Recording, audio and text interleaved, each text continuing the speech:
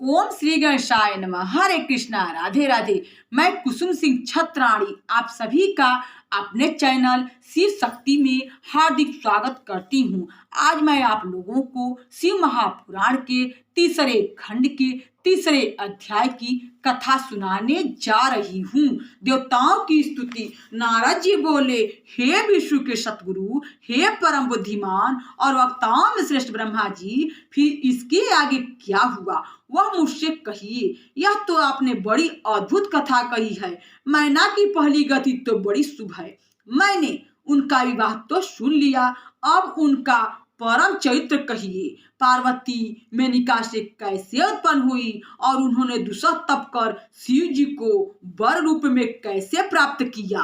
भगवान शंकर के इस यश का वर्णन कीजिए। ब्रह्मा जी बोले, हे मुनि, जब मैना का विवाह कर हिमालय पर्वत अपने घर आ गया तब तीनों लोकों में बड़ा उत्सव मनाया गया। हिमालय के घर भी बड़ा उत्सव हुआ। पश्चात हिमालय प्रसन्न हो मेनका के साथ विभिन्न सुखदायक स्थानों में जाकर विहार करने लगा। इसी समय सब देवताओं को साथ लिए विष्णु जी हिमालय के पास गए। हिमालय ने अपने को सब प्रकार से बड़ा भाग्यशाली जाना और उनका बड़ा सत्कार किया। उसने कहा, आज मेरा जन्म लेना सफल हो गया। आज मेरा बड़ा तप, ज्ञान और सभी कार्य सफल हो गए। जो इस प्रकार आप लोगों को एक ही साथ अपने घर पर आया हुआ देख रहा हूँ, कहिए मेरे योग्य क्या सेवा है।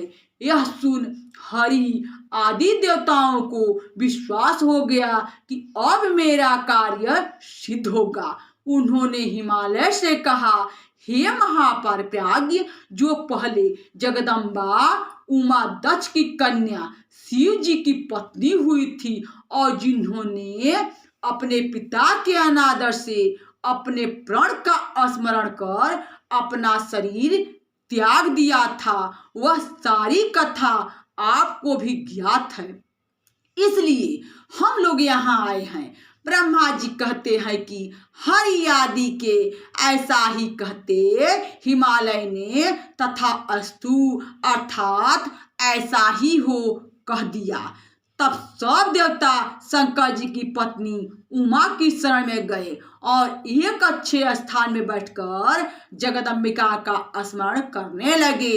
उन्होंने दंडवत कर उन देवी को प्रसन्न करने के लिए कहा, हे उमा, हे देवी, हे माता, हे महसानी, आप सर्वदा शिव लोक निवासिनी और सर्वदा ही शिव की प्रिया हैं। हे दुर्गे, हे महेश्वरी, हम सब आपको प्रणाम करते हैं इत्यादि। इस प्रकार उनकी बड़ी स्तुति की और कहा कि हे माँ, तुम हम पर प्रसन्न हो जाओ।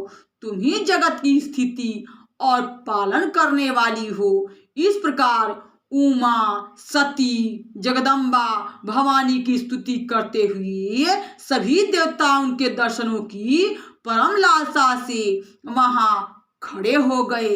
यहाँ शिव महापुराण के तीसरे खंड के तीसरे अध्याय की कथा समाप्त हुई। बोलो शंकर भगवान की जय। हरे कृष्णा, राधे राधे।